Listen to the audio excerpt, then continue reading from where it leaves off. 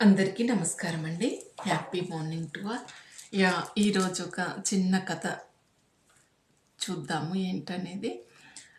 ఇది శ్రీనాథుడు గారు రచించినటువంటి కాశీఖండంలో శివరాత్రి మహత్యం అనే ఘట్టం నుండి గుణనిధి అనే కథ గురించి చూద్దాము ఏంటనేది. ఇతని తండ్రి ఒక పండితుడు, రాజుగారి ఆస్థానంలో ఉంటాడు.